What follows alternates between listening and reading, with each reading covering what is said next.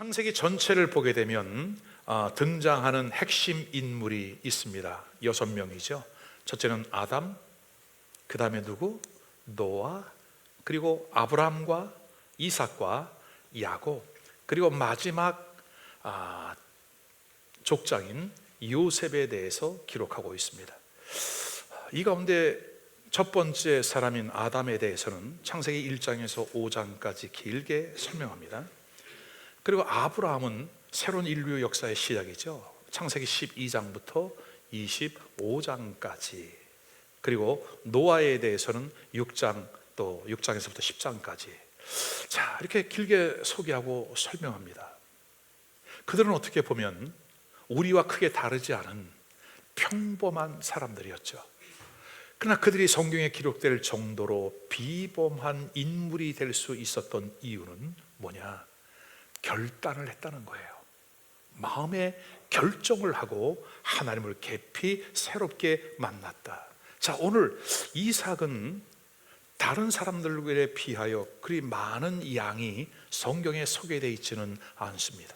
21장에 이삭의 탄생, 22장에 모리아산에 바쳐지고 이제 오늘 26장에 그 이삭에 대한 내용들이 기록되어 있습니다. 작은 내용이지만 그러나 왜 이삭이 이 3대 족장 안에 꼽히는지 우리는 쉽게 이해할 수 있습니다. 이삭도 역시 마찬가지로 아브라함처럼 결정적인 결단을 3가지를 했다는 거죠. 그 3번의 결단이 그의 인생의 운명을 바꿨다는 거예요. 사랑하는 여러분, 오늘 우리도 평범한 사람들이죠. 그러나 이 평범이 아닌 비범한 하나님을 영화롭게 하는 복된 삶이 될 수 있다. 얼마든지 될 수 있다. 어떻게? 오늘 아브라함처럼 이삭처럼 우리도 말씀을 듣고 하나님을 향하여 우리의 결단을 드리자. 아멘이죠, 여러분. 이삭이라고 하는 인물은 성경 전체의 인물 가운데에 가장 예수 그리스도를 닮은 사람이에요. 그래서 이삭의 인생을 보면 우리는 예수님을 보게 되고 이삭과 예수님을 통해서 오늘 우리는 우리의 인생을 새롭게 조명해 볼 수 있다. 여러분 어때요? 관심이 자꾸 생기죠? 귀가 기울여지게 되죠, 여러분? 조금 더 집중해서 이제 말씀을 들어보시기를 바랍니다. 자, 그렇다면 이삭을 통해서 오늘 우리에게 주시는 말씀은 어떤 의미가 있을까? 첫 번째, 이삭은 가장 높은 믿음의 산에 올라갔다. 여러분, 이거 무슨 의미가 있는 숫자일까요? 8848. 우리 학생들, 피자집? 가정주부, 전자제품 수리센터. 8848은 여러분 전 세계에서 가장 높은 티벳과 네팔에 걸쳐 있는 에베레스트 산입니다. 1953년 영국, 독일 그리고 오스트리아 이 합동 등반대가 최초로 등정에 성공했죠. 오르지 못할 것 같은 그 산을 정복하면서 많은 사람들이 도전을 하고 있습니다. 오늘 이삭이 올랐던 그 모리아산은 예수 그리스도를 믿는 믿음의 사람이라면 누구나 한 번쯤은 도전해야 할 우리 신앙의 최고봉인 줄로 믿으시기를 바랍니다. 아멘이에요. 자, 그렇다면 오늘 나도 우리 믿음의 최고봉에 올라야 되겠다, 한번 올라봐야 되겠다라고 하는 그 마음이 있다면 우리는 훈련을 하셔야 돼요. 여러분, 일반 등반하시는 분들도요, 여러분 정말 뭐라 그러죠? 원정 훈련 그런 거를 굉장히 많이 하더라고.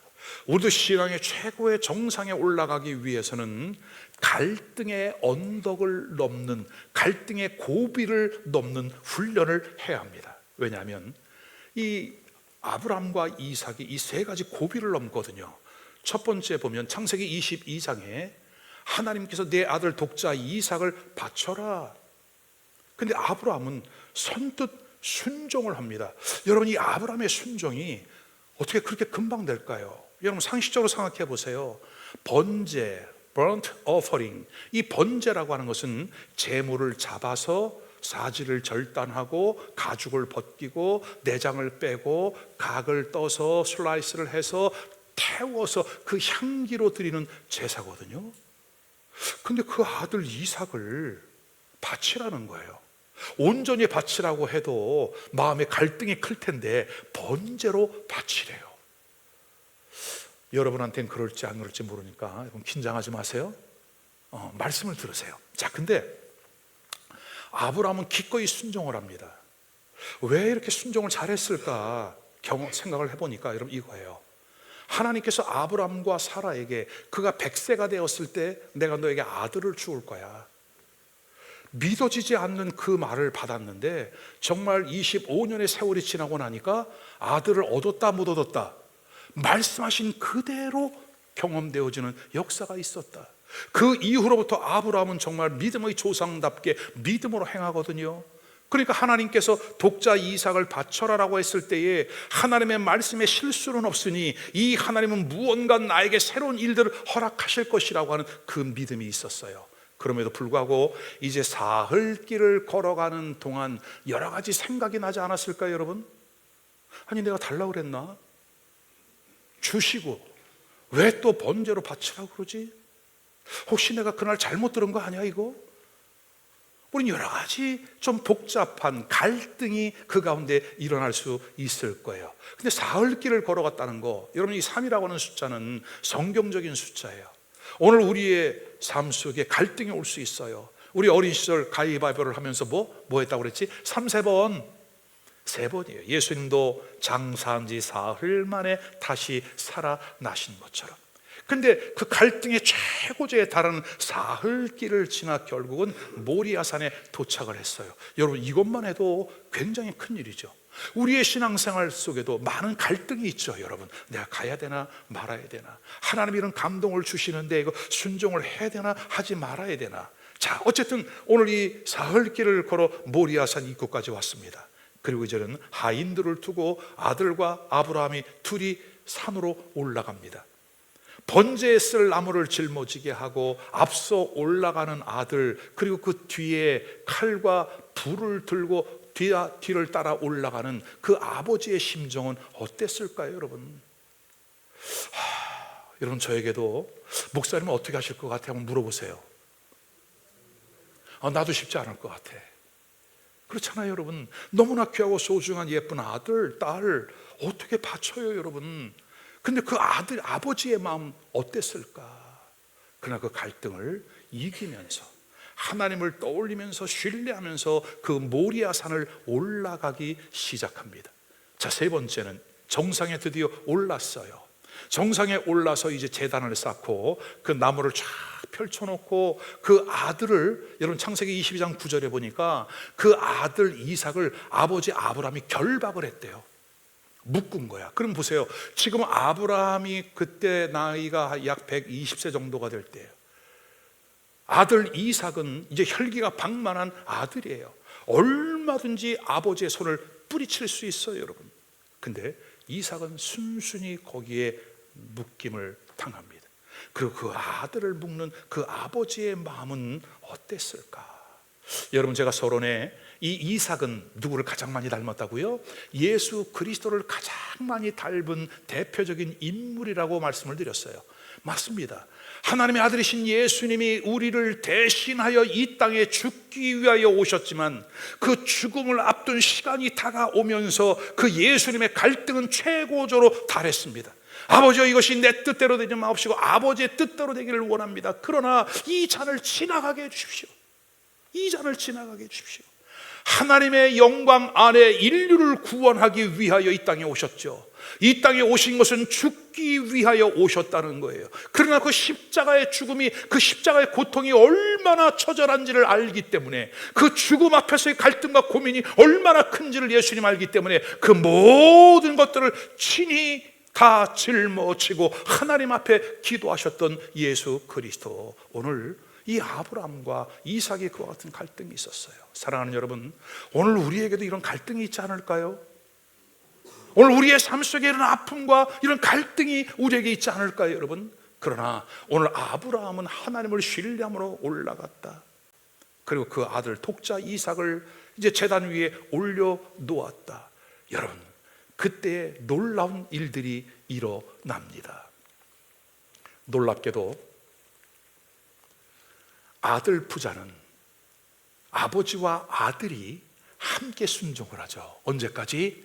하늘로부터 급한 아브라함아, 아브라함아, 칼을 들어 아들을 향하여 내려치려는 순간 다급한 하늘의 음성이 들려오는 그 순간까지도 순종했다는 거예요. 오늘 우리에게도 이러한 순종의 역사, 이러한 순종은 결단의 역사로부터, 그리고 하나님을 신뢰함으로부터 이 결단할 수 있고, 아멘, 순종할 수 있다. 여러분, 아브라함에게 아들 이삭을 바치라고 명령하신 분이 누구예요? 하나님이에요.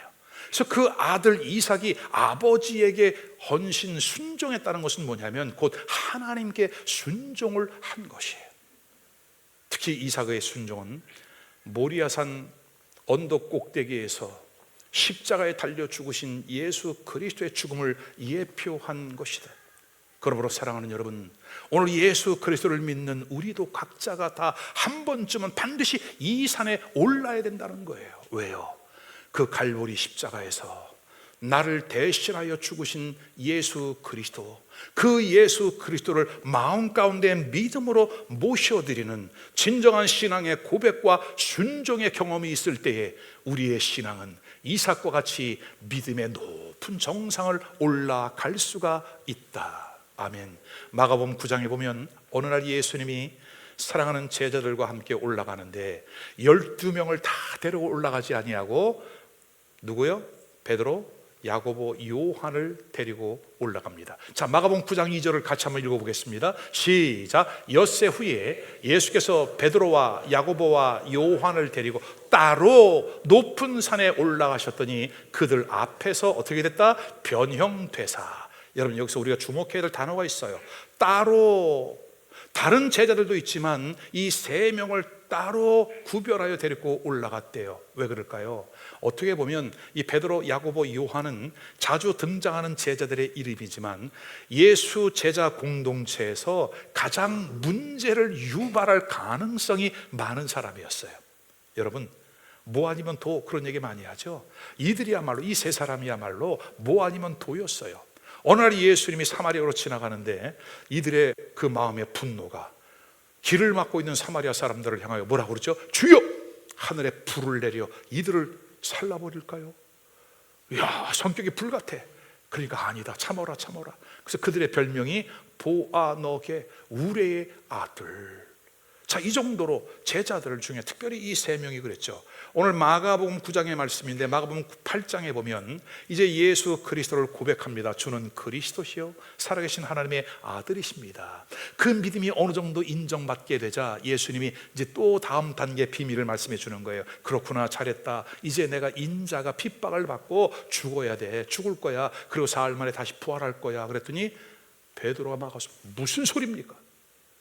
하나님의 일을 막는 거예요. 인간적인 의가, 인간적인 열심이. 그때 예수님, 사탄아 물러가라, 네가 하나님의 일을 그르치는도다. 자, 마가복음 9장의 말씀이에요. 9장 후반부에 보게 되면 이들이 이제 예수님 앞에서 누가 크냐, 누가 크냐, 예수님이 다시 오시면 왕이 되면 누가 우의정하고 누가 좌의정할 거야, 그런 다툼을 하는 거예요. 여러분, 오늘 우리에게는 이렇게 쉽게 다툼이 일어나고 문제를 유발할 가능성들이 너무나 많은 거예요. 그래서 오늘 예수님이 그 세 명의 제자들을 데리고 높은 산 위로 올라가는데 여러분도 함께 올라가시기 바랍니다. 산에 올라가 보니까 여러분 어때요? 산에 올라가 보면요, 제가 이번에도 우리 치앙마이에 우리 후배 선교사가 있어서 정말 한 21년 만에 만나서 회포를 풀었습니다. 그랬더니 목사님, 저기 산에 보이는 거 저기가 왕이 와서 쉬는 곳이래. 한번 올라가 보실래요? 그래. 그래서 가봤어요. 정말 꼬비꼬비 해가지고 올라갔어. 그 올라가서 치앙마이를 내려다 보니까 집들이 요만해. 사람들은 잘 안 보여. 여러분, 이거예요. 우리가 신앙의 높은 산 위에 올라가야 할 이유는 뭐냐면 높은 데 올라가서 내려다 보면 다 사람은 거기서 거기야. 우리는 지금 너무나 많은 문제와 어려움과 아픔, 상처를 주고받으면서 그렇게 인생을 살아가는데 높은 게 올라가서 내려다 보니까 아무것도 아니더라. 어찌 하면 안 하셔? 두 번째는 그곳에서 어떻게 됐대요? 변형되었대요. 변형되다라고 하는 것은 메타몰포오예요. 고쳐서 만든다, 새롭게 만들어진다는 뜻이에요. 여러분, 우리가 높은 곳에 올라가서 그저 우리의 살아가는 것이 이렇고 이렇구나 라고 하는 사실을 깨닫기 시작하면 그때부터 우리의 마음가짐이 달라지고 삶의 자세가 달라져요. 거기에서 진정한 이제 변화가 오기 시작을 하는 거예요. 사람은 변화되지 못할 사람은 한 명도 없어요. 변화되지 않을 사람은 한 명도 없어요. 여러분, 저는 청년 시절에 예수님을 만나고 난 이후에 내 마음을 변화시켜 오는 그분이 너무나 궁금했어요. 아니, 이분이 도대체 어떤 분이시길래 내 마음을 이렇게 움직이지? 우리 아버지도 나를 변화시키지 않았고, 그렇게 초등학교, 중학교, 고등학교, 대학교 다니면서 교수, 선생님들도 나를 움직이지 못했는데 그만 예수라고 하는 분이 내 마음을 움직이기 시작하는 거예요. 너무너무 신기했어요. 여러분, 내 마음을 변화시키는구나. 이분을 좀 더 알기 위하여 성경을 읽기 시작을 했고, 그 성경을 통해서 예수 그리스도를 만나게 됐고, 예수를 만나고 나니까 가치관이 바뀌고 인생관이 바뀌면서 여러분, 제가 목회자의 길을 걷게 된 거 아니겠습니까? 자, 변화되지 못할 사람은 아무도 없어요. 여러분, 이 목회라고 하는 것이 그리 녹록지 않은 일이지만 저는 기쁨과 감사로 이 일을 감당해 나가요. 왜? 나를 변화시켰다면 변화시키지 못할 사람은 이 세상에 한 명도 없다.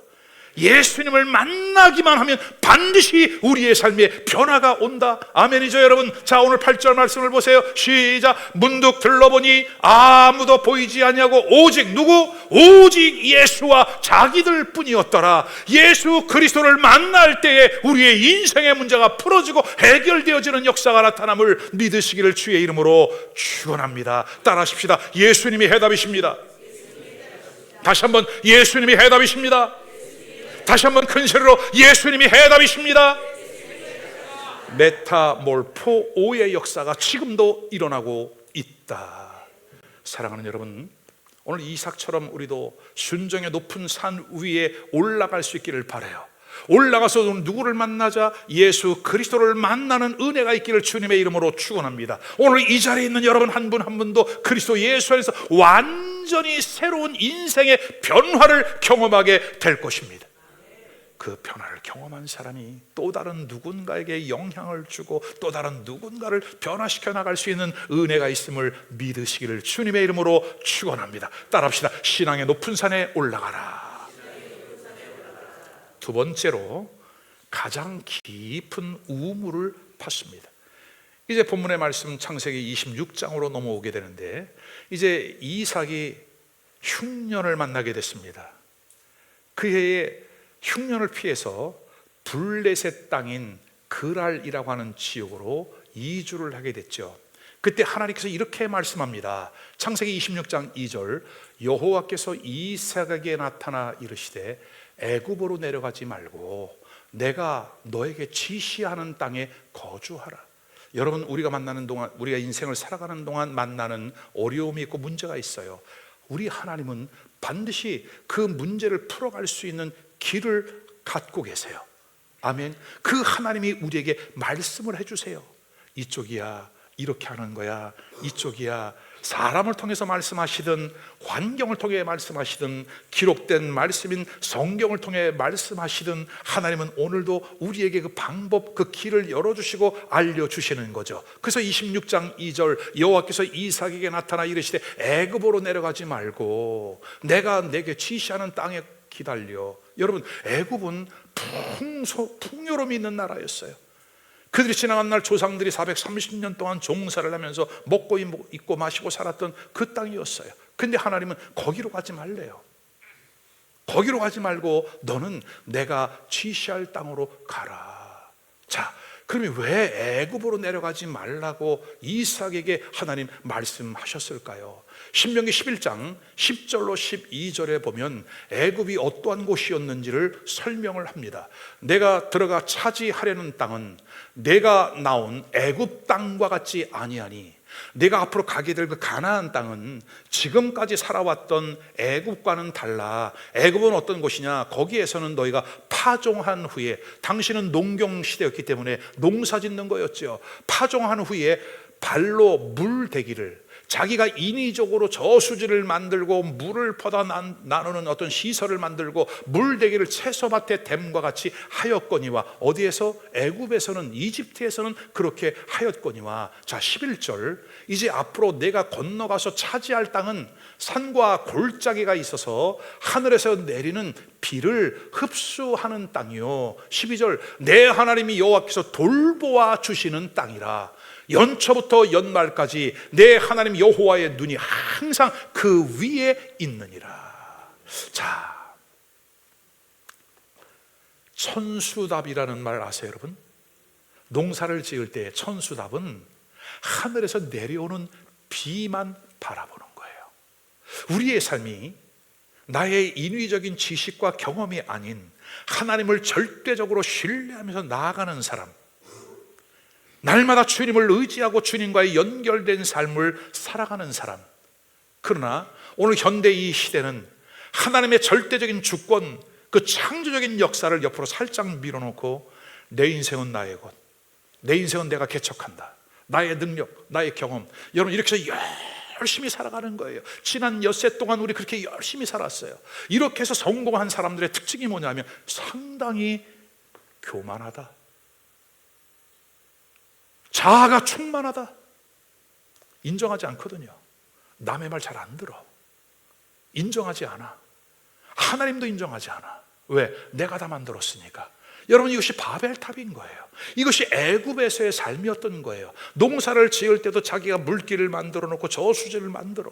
그러나 이제는 천수답, 내가 너에게 지시할 땅, 그곳은 하늘에서 비를 내려주는 땅, 그리고 내려온 비가 그 땅을 풍성하게 하는 땅. 오늘 우리가 예수 그리스도를 믿는 믿음 안에서 하나님이 우리 인생을 위하여 예비해 놓으신 그 은혜를 깊이 경험할 수 있기를 주님의 이름으로 축원합니다.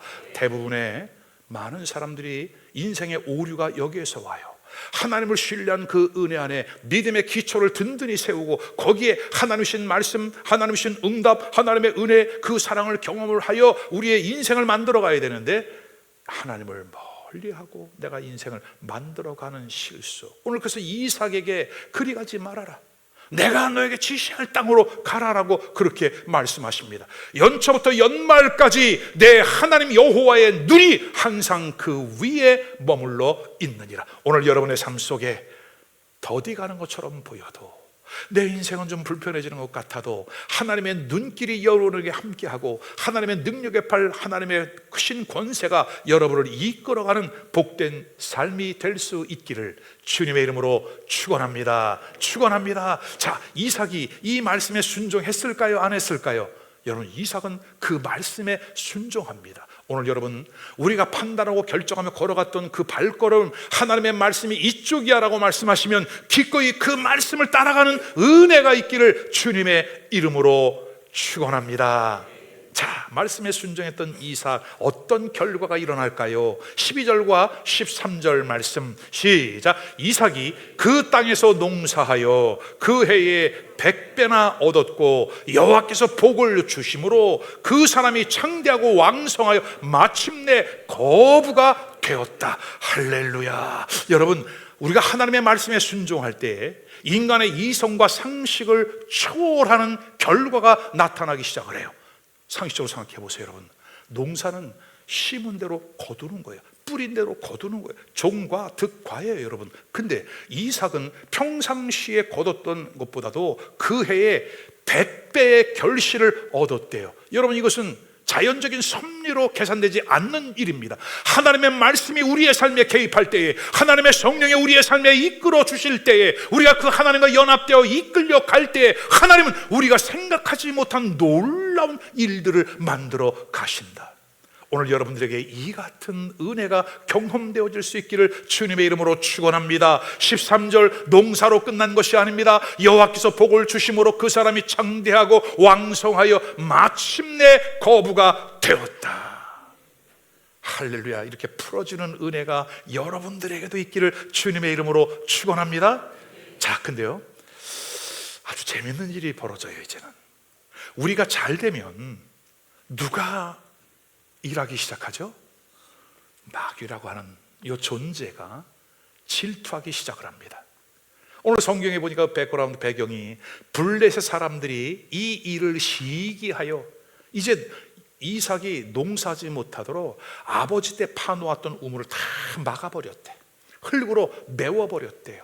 근데 이삭은 소유권을 주장하지 않고 기득권을 주장하지 않고 그들과 싸우지 않습니다. 그들과 싸우지 않고 물을 따라 내려가다 보니까 어디까지 가느냐? 그랄 골짜기 아래까지 내려가는 거예요. 사랑하는 여러분, 우리가 인생의 어떤 일을 만날 때에 염려하지 말고 우리의 마음을 낮추고 또 낮추고 겸손한 곳에 거하여 하나님의 성령을 상징하는 물, 그곳까지 내려가는 은혜, 그래서 높은 곳에서 만났던 하나님의 역사를 다시 한번 낮은 곳에서 만나는 은혜가 있기를 주님의 이름으로 축원합니다. 18절 말씀, 그 아버지 아브라함 때 팠던 우물들을 다시 팠으니, 자, 우물을 다시 팝시다. 아멘. 이는 아브라함이 죽은 후에 블레셋 사람이 그 우물들을 메웠습니다. 이삭이 그 우물들의 이름을 그의 아버지가 부르던 이름으로 불렀더라. 여러분, 그래요. 우리 대한민국 140년 전에 복음이 들어왔어요. 많은 믿음의 선배들이 일제 강점기를 지켜내고 6.25 때 총알을 받아내면서 신앙을 지켰어요. 그 배고팠던 보릿고개 시절을 다 지나면서 신앙을 유산으로 물려주었어요. 여러분, 지금 우리 대한민국 전 세계의 10대 강국 안에 들어가는 엄청난 나라가 되었어요.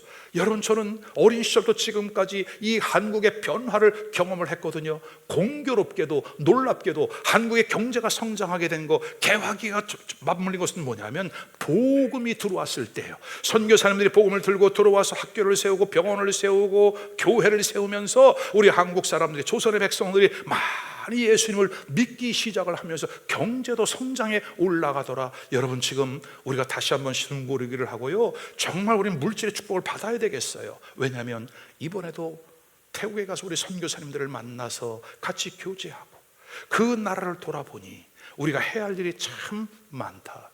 너무나 백성들이 순수하더라고요. 여러분, 너무나 깨끗해.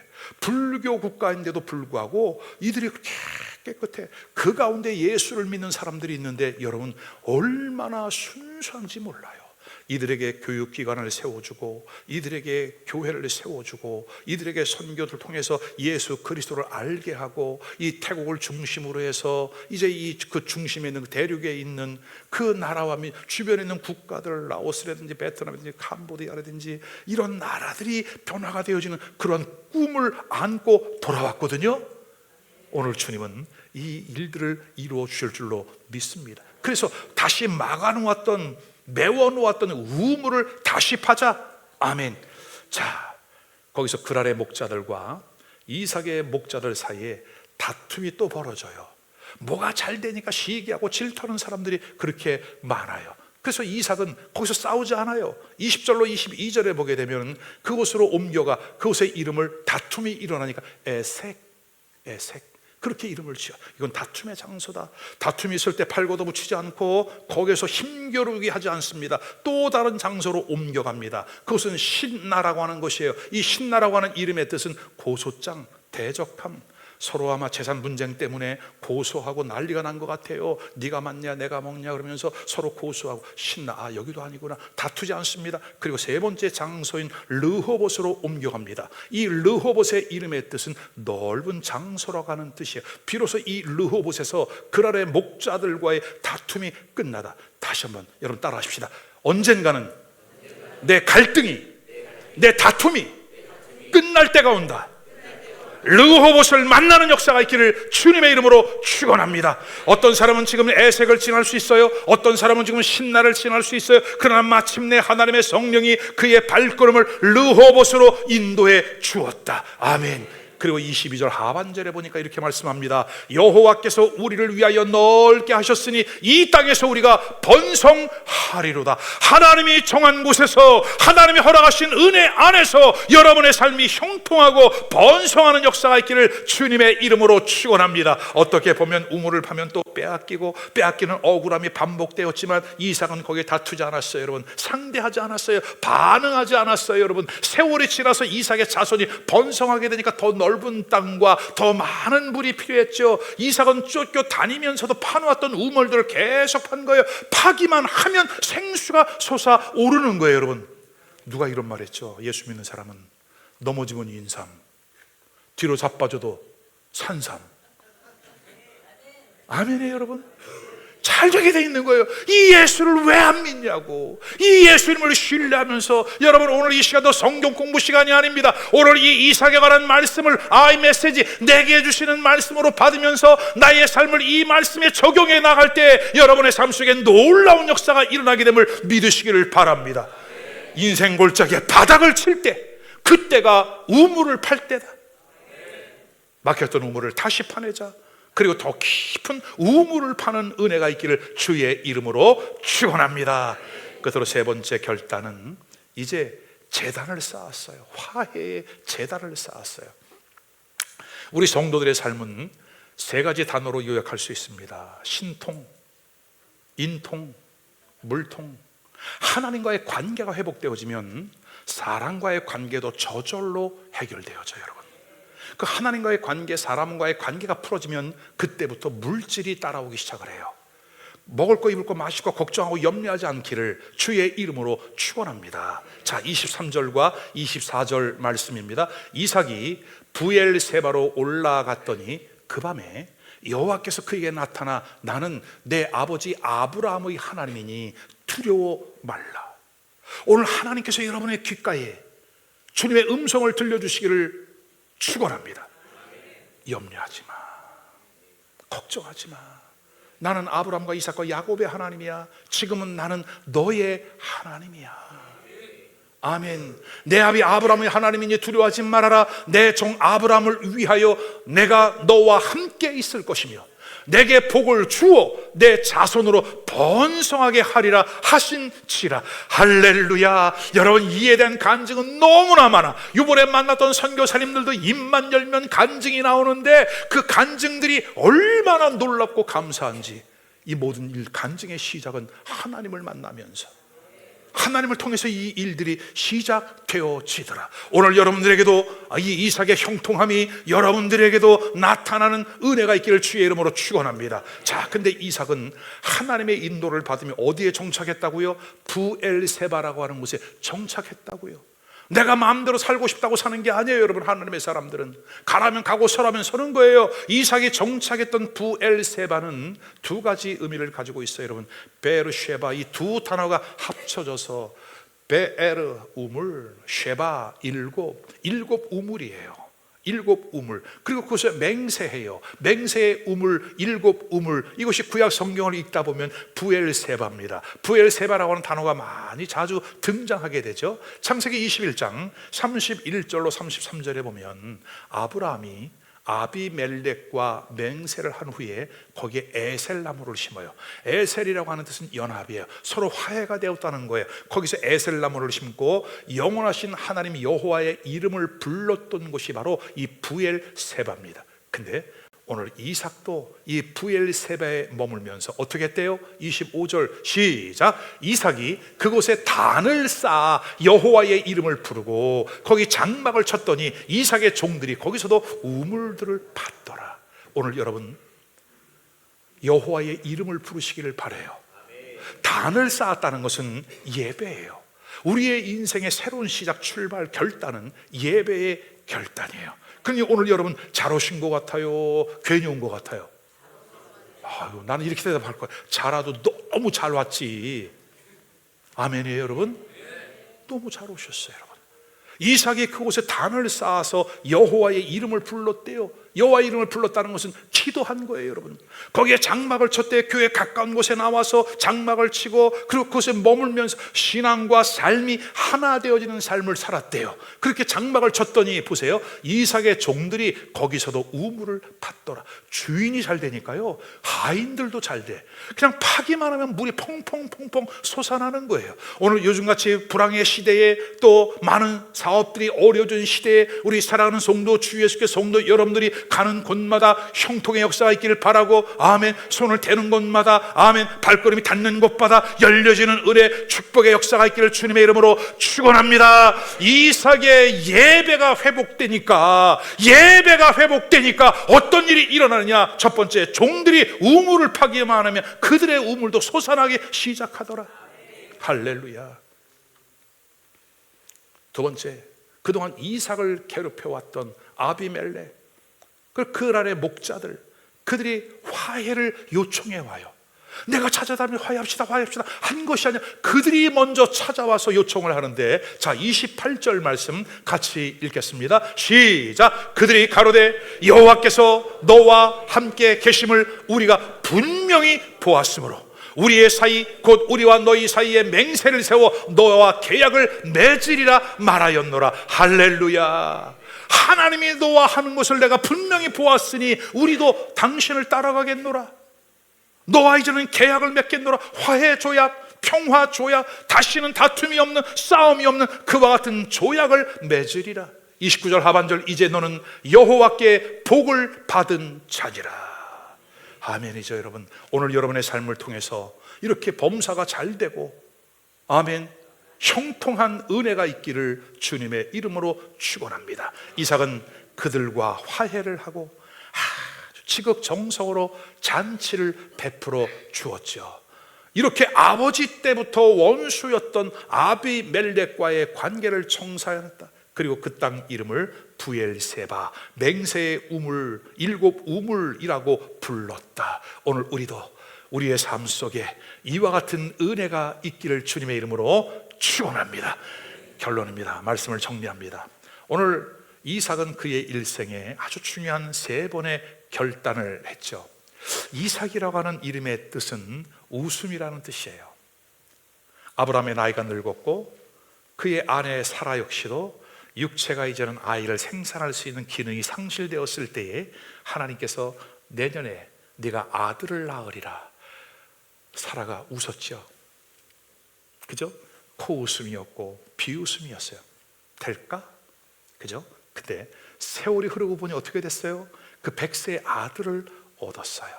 여러분, 우리가 마지막에 웃는 사람이 진정한 승자예요.